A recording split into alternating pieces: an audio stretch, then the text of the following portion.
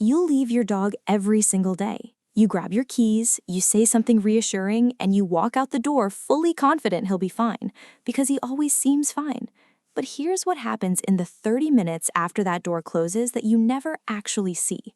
His heart rate elevates, his cortisol spikes, he paces, or he stands at the door, or he moves from window to window doing a rapid check of a perimeter that no longer contains you. Some dogs settle within 15 minutes. Others carry that physiological stress load for hours, visibly fine to the neighbor who glances in, internally running on an emergency alert that nobody set off the alarm for. In this video, you'll learn exactly what to do before you leave your dog alone, a specific science-backed pre-departure routine that tells your dog's nervous system the departure is safe, not a threat. You'll understand why it works, how to build it in less than a week, and why everything you've been told about just sneak out quietly is almost certainly making things worse. Let's go. Number 1, stop sneaking out. It's making things worse, not better. Every piece of advice that says just sneak out so he doesn't get upset is well-meaning and almost entirely backwards. Here's why. Your dog is not upset because he sees you leave. He's upset because he's trying to predict what your behavior means. And when you make departure unpredictable, sometimes you leave from the front door, sometimes the back, sometimes suddenly without any lead-up. His nervous system has to stay in a state of constant monitoring to catch it. He becomes hyper-vigilant precisely because the departures are irregular and unexplained. Think about the difference between a scheduled flight and a kidnapping. In one, you know it's happening, you've prepared, you have your boarding pass, and even though you're going somewhere uncertain, you're calm.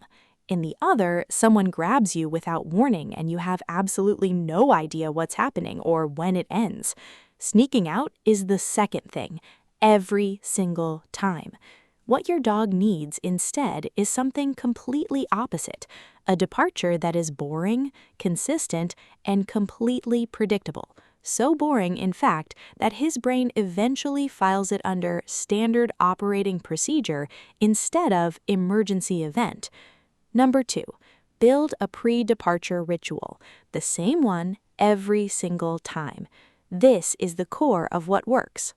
A pre-departure ritual that is so consistent, so repeated, and so low drama that it stops triggering an alarm response in your dog's amygdala, the brain region responsible for threat detection, and instead becomes a neutral, expected sequence he knows from experience always ends the same way.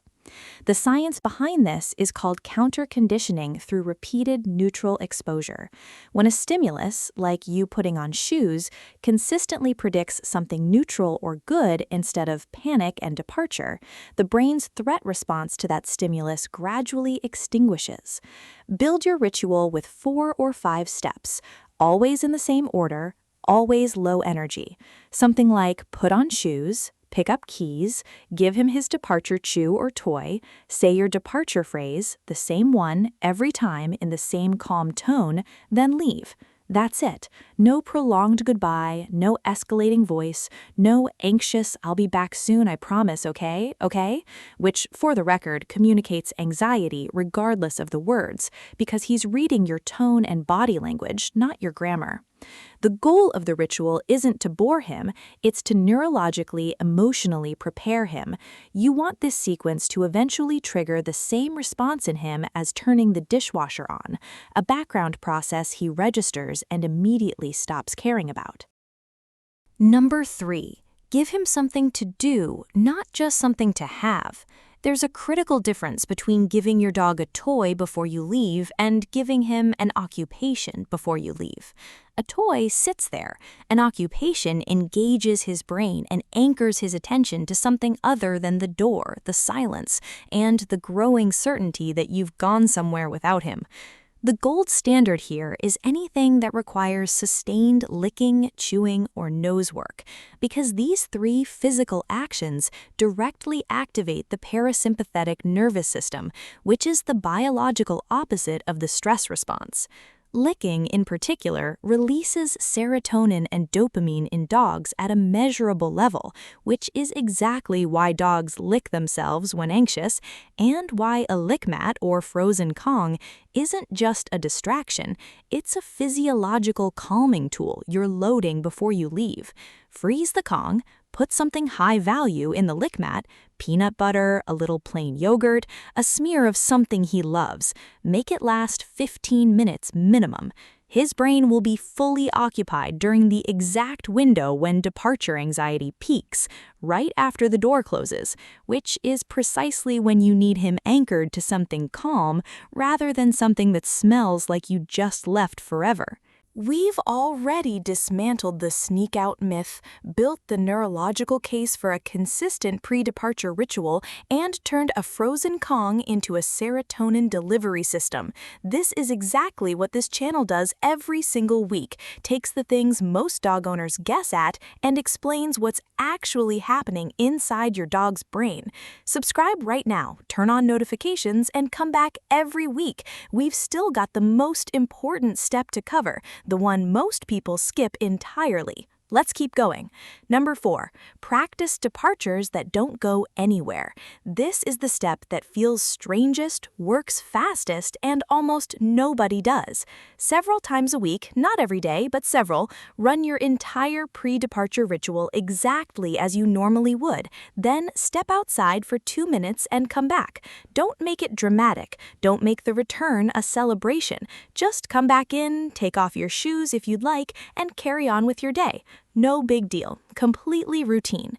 What you're doing with these fake departures is something behavioral scientists call departure desensitization.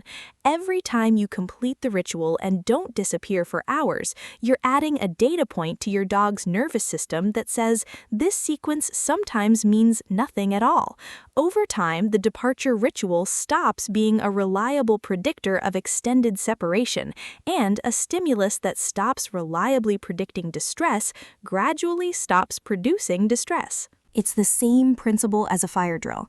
The first time, your body floods with adrenaline because it maps perfectly onto there might be an actual fire. After the 15th drill in the same building, you finish your coffee before you stand up because the signal has lost its ability to reliably predict an emergency. You're running your dog's nervous system through fire drills regularly until the alarms stop sounding like one. Number 5, return like nothing happened because nothing did. The departure is only half the equation. The return matters just as much, and most people get it exactly backwards. When you come home and immediately match your dog's explosive greeting energy, going high-pitched, crouching down in the doorway, "Yes, hi, I missed you too, did you miss me?" you are unintentionally teaching him that arrivals are extremely high-voltage events, which means, by backward logic, departures are the drop from that high voltage back to nothing. The higher the voltage of the return, the more dramatic the contrast of the leaving. The most securely attached dogs, the ones who handle separations most calmly, tend to have owners who greet them warmly but calmly, rather than dramatically. The greeting is real, it's genuine, it just doesn't spike to 11. 5 steps. A quiet departure routine instead of a sneak out. A pre-departure ritual so consistent his nervous system learns to file it under Standard Tuesday. A frozen Kong that deploys licking as actual calming chemistry. Departure drills that dismantle the predictive power of the alarm. A return that's warm without being a voltage spike. That dog facing the door after you leave, the one lying there in the silence, waiting, isn't broken. He isn't suffering because you left. He's suffering because nobody showed his nervous system, clearly and repeatedly, that the leaving is temporary, expected, and ends with you coming back. You have that information now. His departure experience is entirely yours to change, and it starts tomorrow morning when you pick up your keys. If this video just changed how you're going to leave for work tomorrow, that's exactly what it was made to do. Like this video. It helps more dog owners find solutions that are grounded in how dogs actually work, not just what sounds reassuring. Comment below and tell us, does your dog watch the door after you leave? And subscribe if you're not already here. Every week on this channel, we go inside your dog's actual nervous system, his actual behavior science, and his actual relationship with you, and we explain it in a way that genuinely changes what you do. Not eventually, tomorrow morning. He'll be okay while you're gone, but now you know how to make sure of it. See you in the next video.